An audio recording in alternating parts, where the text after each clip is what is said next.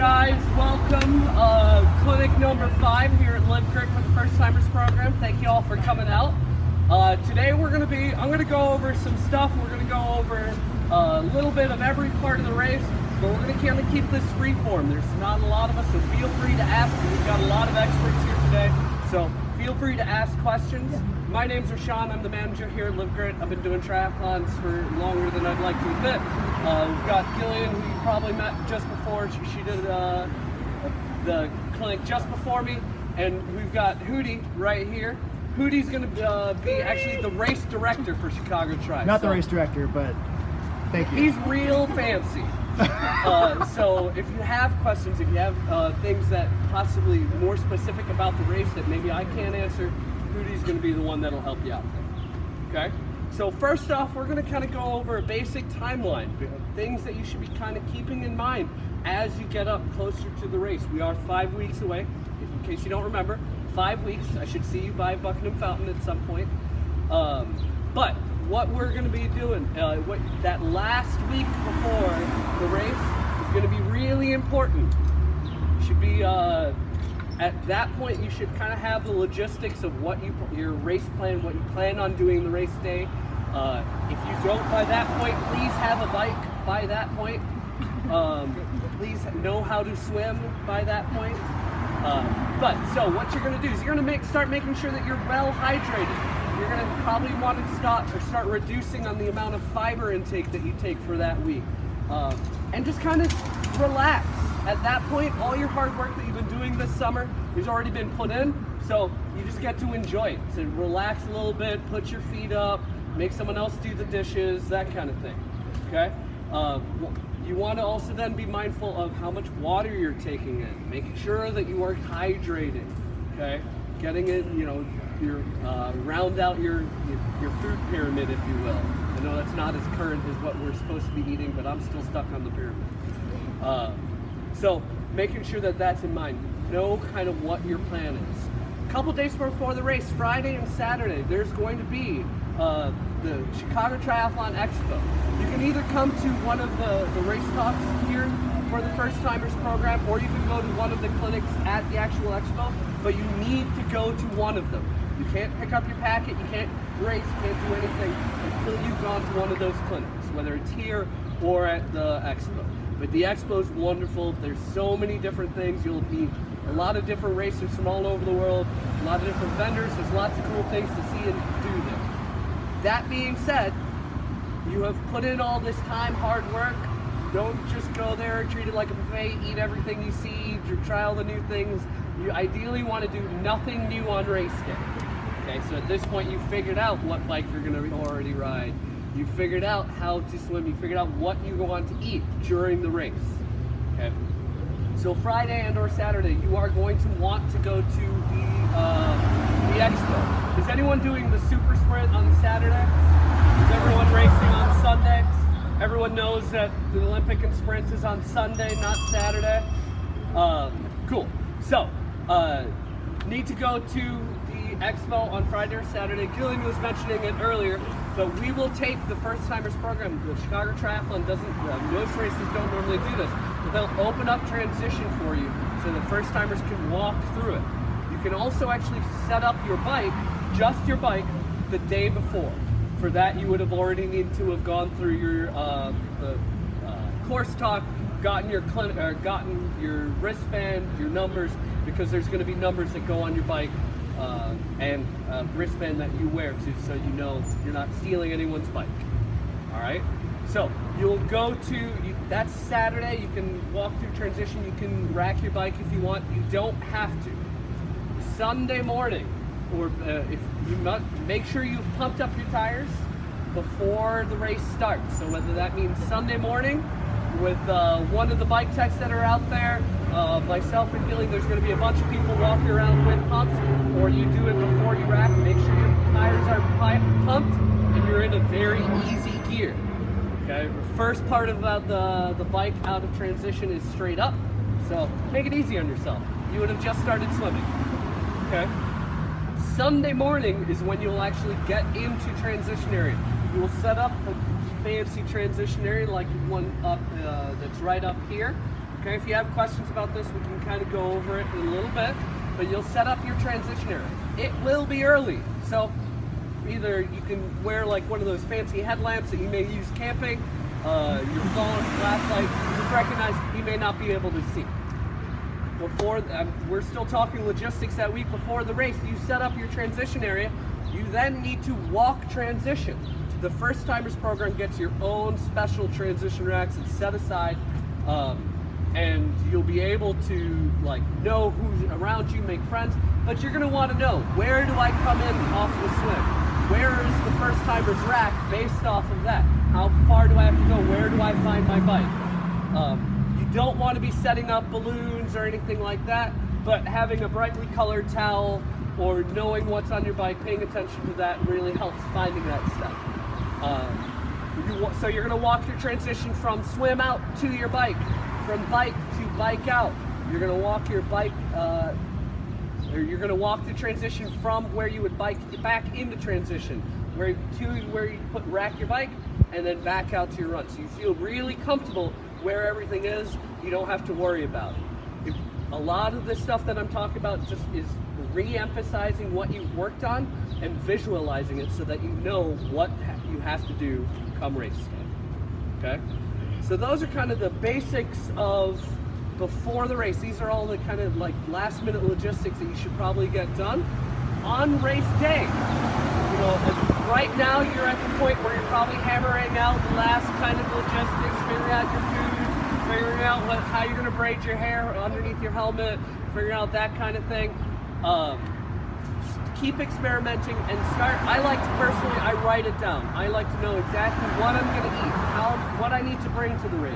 It just helps me calm down, it gives me a checklist. We've got little basic checklists. We'll talk about gear in a moment, but making sure you have everything that you need, that you've tried and it works for you during the race makes a big difference.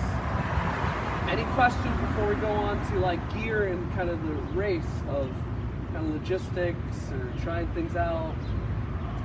No? Cool. So, during the race, I'm going to kind of just reiterate some things. The swim is first, so you're only going to set up your bike and run transition stuff here. You're going to take your swim stuff with you.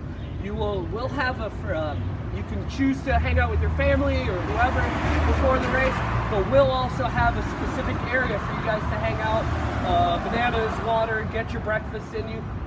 This is something that people don't like to talk about, but know how long before or after breakfast that your bathroom break is, so you can plan accordingly, because you don't want to have to deal with that while you're racing. It's the worst. So, we have an area you can come hang out. We'll walk you into into the swim chute right before the race. You'll have time beforehand to put on your wetsuit. We usually tell people to get it up at least to your waist. You can get your arms into it at the last kind of bit. Okay? So we'll walk you in. The swim start is in the water. So you're gonna basically, there's a 3-minute to 5-minute gap depending on which wave you're in between each wave. So they'll send the wave off in front of you, and then they'll call your wave First Timers program to get into the water. You'll step in, you'll find your space. If you're a stronger swimmer, please, I recommend you get up front, enjoy it, get out there and feel some open water. If you're not as strong, don't want people swimming on top of you, hang out at the back. That's where the fun people are. So find where you're comfortable, create some space around you, and then so you can start your swim kind of calmly. You'll go through the swims. There'll be people that'll help pull you out of the water, but swim all the way up into the ladder. You're not going to be able to touch the whole time of the swim, so don't even try, don't even bother. Okay? Use the boats if you need it. Just remember, if you're holding onto the boat, no hand over hand motions. No forward progression. So get through the swim. When you get on the bike, when you get out of the swim, you may be a little dizzy because you're going from horizontal to vertical really quickly. Nice and easy. Take it. They literally will lay out the red carpet into transition for you. That's not a joke. You'll actually have red carpet. You get to run on to the transition area. Take that time to kind of recuperate. Get your bearings. Take your wetsuit off until your waist, and then you can, when you get to transition area, you can take it off the rest of the way if you'd like. Okay? Then get on your bike, climb up Randolph. You're gonna start biking on the bike course. If you're doing the sprint, it's down to Hollywood, or sorry, north to Hollywood on Lakeshore Drive. Turn around, come on back, and you'll come off the off-ramp. There will be lots of people telling you to slow down when you come to the turns. Please do. I've seen a lot of people crash. It's not worth it. You're not going to gain any time, and you're just racing against yourself. And a run is a lot more fun if you don't have road rash. So slow down when you come to the U-turn. Slow down when you come to the hills that you got to come down to. Make sure you pay attention to the volunteers that are telling you where the mount and dismount line is. Okay. That is one thing every triathlon, not just Chicago Triathlon, but they're very strict about if you're touching your bike, that helmet is strapped, and that you do not get on your bike until after the mount line, and you don't get off, or you get off before the dismount line. All right? And then same thing, your legs are gonna be kind of worn out. That's why we recommend brick workouts. But as you're coming off the bike, switch into an easier gear for the last little bit. Spin that legs. Get to a higher pin so you can kind of mimic what you'd be doing on the run. Getting that lactic acid out is going to help. And then when you transition to the run, same idea. Shorter, little quicker steps, kind of getting the feel of it. A lot of people, myself included, feel it takes a long time for me to feel good about running after a bike. So take your time with it. And then just enjoy. Make sure that you you have an idea of what you're doing nutrition-wise. If you're going over an hour, which all of you probably should be if you're doing the full course for whether sprint or Olympic, you should be getting in at least a bottle of water in you every hour, some electrolytes, some calories. Everyone's needs are different, so we can talk about that separately, but you're going to need something, so plan accordingly. Don't wait till the run to then start eating and drinking. It's too late. All right? Any questions on kind of nutrition and the aspects of switching between each sport? Say it one more time. Can you eat during the bike? Yep. So the question was, can you eat during the bike? Yep. We absolutely ask you to eat and drink during the bike. That does take some practice. So there are bottle cages usually on the bike. You can reach down, grab some water. If you're wearing a tri-suit, those have pockets on the back where you can put little pockets on your bike to hold food. Whether it's like a goo packet, like a little waffle, a PB&J sandwich, whatever works for you, you can carry it on you and start practicing eating them while you're on the bike. Any other questions about kind of nutrition or again going through each sport? Okay. Yeah. So the question was, recommendations on what to eat, what to drink. It's all very dependent. I have trouble chewing stuff. I get very frustrated, my jaw hurts. It's just not a thing I'm willing to do. So I love the goo packets, and then I'll mix in something into my water so I have some electrolytes and some calories from that. Some people like to do everything off of the liquid. There's a brand called Infinite. You can do everything in that bottle. That's all your electrolytes, your calories, everything you need. Some people like to mix it up. Like I said, I've got a friend who does PB&J sandwiches. He swears by it, puts a little salt in it. It's super gross, but he manages to make it work. So whatever works for you. So try, if you haven't figured that out, try a couple different flavors. Try a couple different styles out there and see what sits in your stomach well while you're working out. See what you like and go from there. Any other questions? All right, we'll go over specifics of kind of what ideally you need, gear, okay? So first thing I always say is you need something to wear, okay? So that can be kind of anything. You can wear, if you want to do a lot of changing, you can, I don't know how many of you know this. I did a race in a business suit last year. You can wear whatever you want.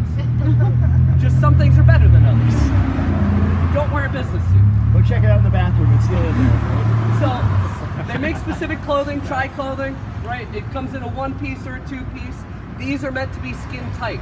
You can swim in them, you can bike in them, you can run in them, you pretty much do everything. They're designed to get that water and just throw it off of you. They've got a little pad in the shorts, so you've got some extra comfort while you're biking. but not so much that you'll feel like you're wearing a wet diaper. And again, it's meant to throw that water off, so it'll get out of the way while you're swimming and biking. The top, same idea, really breathable, zipped down, and you've got 2 small pockets, sometimes 3, sometimes 1, but that'll hold whatever you're carrying to your back. It's not going to be very big. You're not. This one, the PB&J sandwich, probably wouldn't fit, but you'll figure something out. So you need something to wear for the swim. They will, Chicago Triathlon will give you a snazzy cap with the color coordinated to whatever wave you're in. So you will know which wave you're in based off of that color, if nothing else. You need some, well, you don't need them, but goggles are highly recommended. You should probably know where you're going. There's big orange buoys, but it's better to see if you've got goggles on. And a wetsuit really helps. Again, not necessary, but makes it swimming a lot easier, makes you a little warmer, and you can't really drown with a wetsuit. So that's the swim. Bike.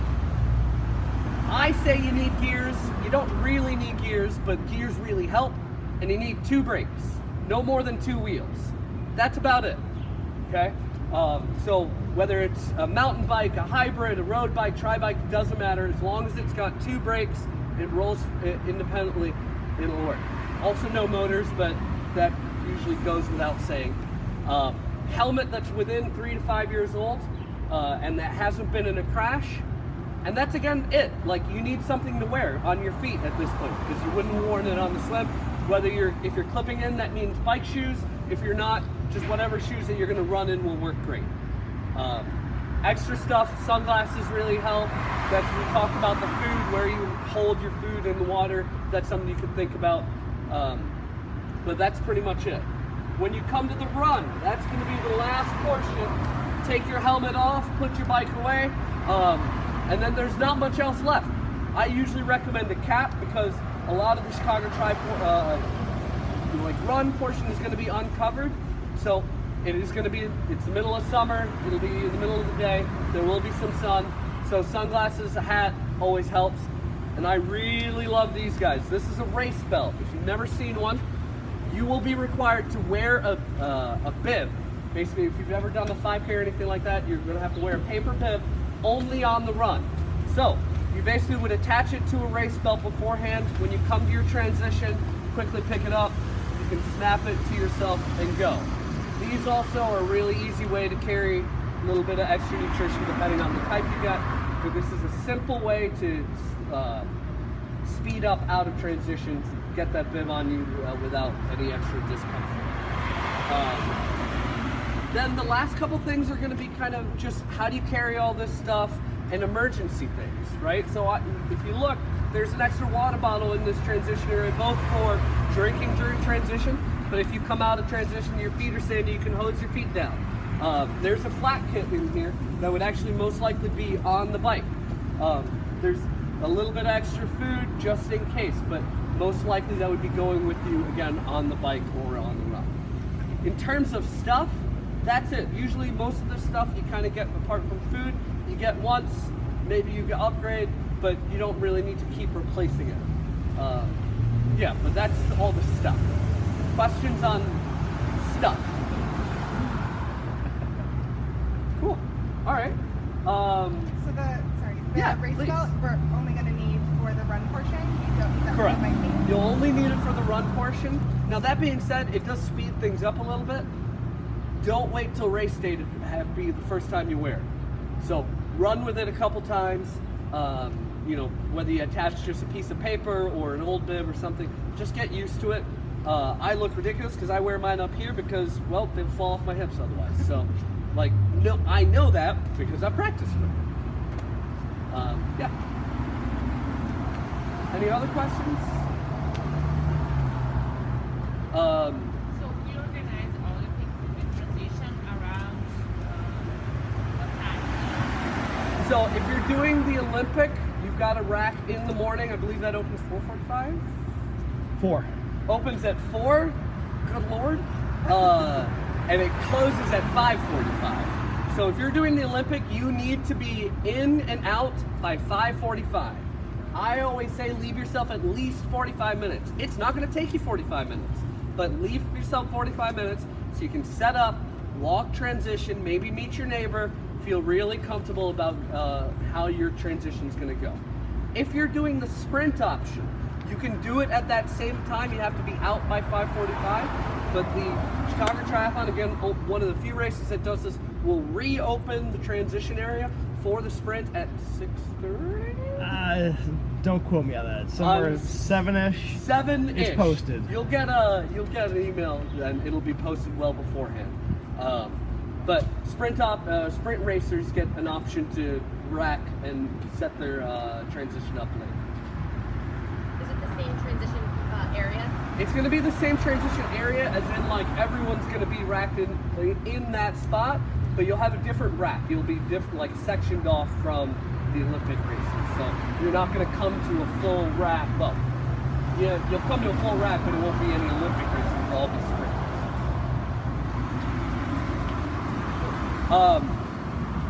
When it comes to so we've got one other clinic that's going to be our race day, like logistics and the course talk, but both Lifetime will send out kind of a schedule of events, things that you should pay attention to, things you should be going to, specifically the expo, what the timelines are for the expo and setting up transition as well as the race. And we'll be setting out something very similar. Ours is going to just be a little bit more regimented, more specific to you guys. This is when we walk from here to here if you want to join us. You can join us for any of it, you can join us for all or none of it. It's up to you, but it just allows us to give you a little bit more calmer of a race situation. That's going to go the same for your spectators. Okay, Chicago's got a spectator guide up on their website.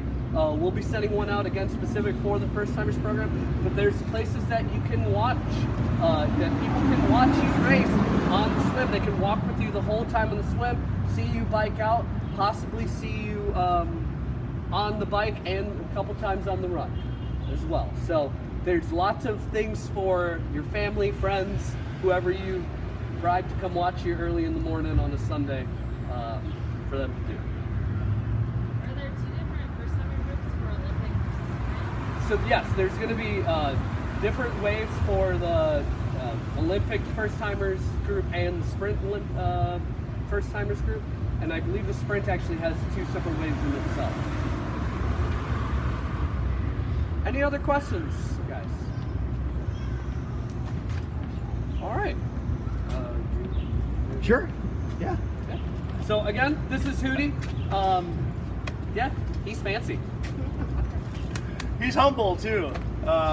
Hey guys, I know I've met some of you probably many weeks ago. I don't think I was here 3 weeks ago, but 4.5 weeks away. Who's ready for this? Woo! You guys all look terrified. What's up? Don't let all this get overwhelming. I know there's a lot of logistical pieces to it that we'll walk you guys through in due time, but we're not there yet. You know, like Rashad said, get your gear, dial in your nutrition, get your training just regimented, and start thinking about the taper. Taper's the best time of the year for all of us. But a couple things from our perspective. So I work with Lifetime. We own and operate the Chicago Triathlon. I've been with the triathlon for more than 12 years now in some capacity. I think we're due for our best race in the 12-year history that I've been associated with it. Our registrations are up 500 more than we had at this point last year. We just made the announcement we're closing our international distance on Monday. I know it's irrelevant to you guys, but if you have anybody else who's out there trickling around with maybe doing this, it's time. We did today release our official program as well. We have a 16-page program that's inside Chicago Triathlete magazine. It's not our athlete guide. The athlete guide walks you through A to Z of what race day is about. It's 50 pages long. Again, you don't need all those pages, but it's there. But this is a quick and dirty, so if you guys want to start thinking about the general timelines or your schedules or what your family might be doing on race day, it's a really good guide. So that's on Chicago Athlete online right now, and you get a printed version in August then. It'll be part of your goodie bags as well. So it's a really good starting point for most of you. From my perspective at Lifetime, I don't know if you guys have seen any of the news or the headlines lately, but we made some big announcements last week about changing the structure of our triathlons in the future. We produce 8 triathlons across the country. We were just in New York City last weekend for the big race down there, or over there. And we're going to make some big changes in 2018.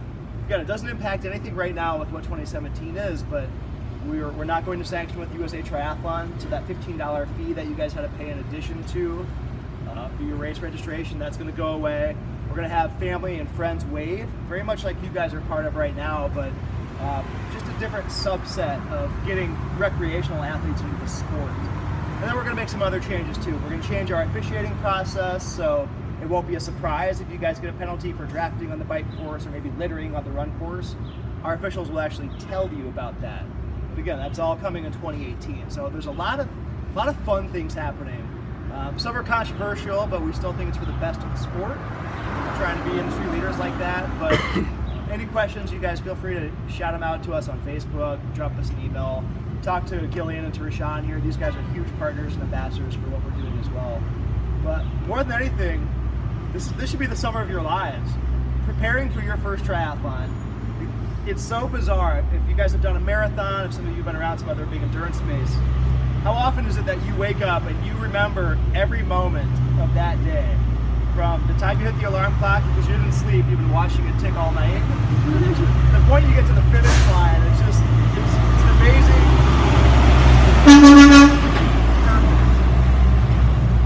Definitely not a triathlete. It's just an amazing experience that's yet to come. And we're super excited to see you guys do all this. Lots of hand holding, lots of little nurturing pieces that makes this program special. So I hope you're enjoying it. I hope these guys aren't freaking you out too much. You mentioned something that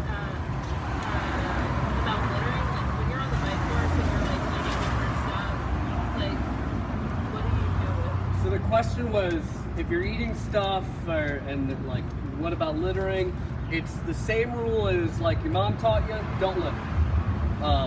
You want to, like, they're not going to necessarily give you a penalty if it's an accident, but if you like open something, eat it, and drop it, and an officiant sees, they're going to give you a penalty for it. So you want to basically pack in what you pack out. They close down Lakeshore Drive. They don't have the ability to send people to clean it up after you.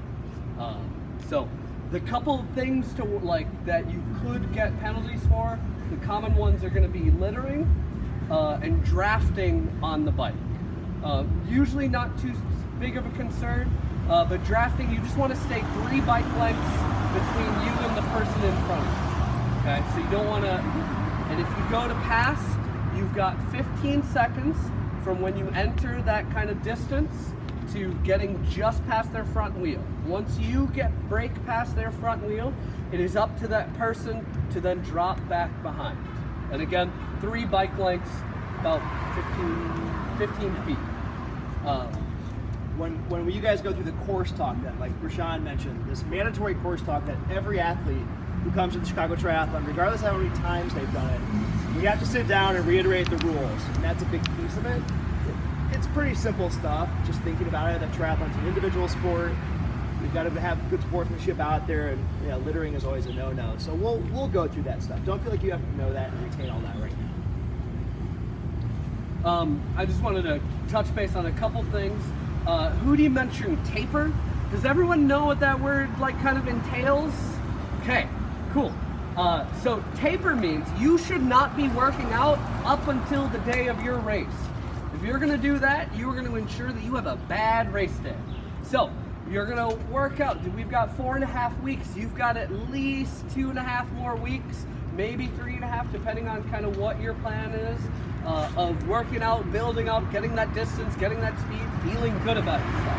After that last 2 weeks, that last week, you want to taper off. You want to relax how much you're doing, both in terms of working out.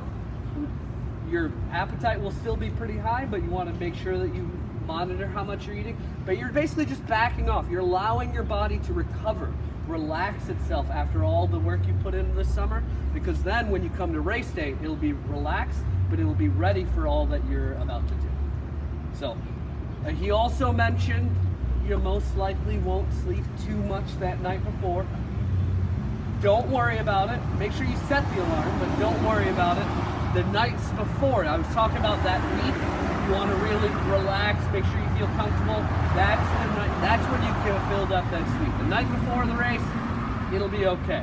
You'll still have enough energy as long as you spend that rest of the week, that rest of the time tapering properly. And then the last thing I kind of want to reiterate, because we have some time left, there are still lots of training opportunities out there. Lifetime's still got one open water clinic. That's going to be the week before the Chicago Tri. At that point, you're going to just kind of iron out any logistics and any last minute things you need. But we've got a couple of swim clinics. We're out there every Saturday morning. There's a lot of different bike rides. There's runs. So if you are interested in more of that, you know, either go online, look at livegrit.com, chicagotriathlon.com, or come talk to one of us. Because if you feel like you haven't been getting as much training as you'd like, there's still plenty of time, lots of opportunities. Any other questions? Cool. Well, thank you all for coming. Again, we've got a transition area set up right up here, so if you want to come take a look at it, ask us about it, we can kind of go through it with you. If not, we've got lots of the other stuff that we talked about in the store. I believe this one. It's all 10% off. You guys all get pretty much off of everything but bikes and sales stuff, 10% today. So if there's anything you need, today's a good day to check it out. And thank you all for coming.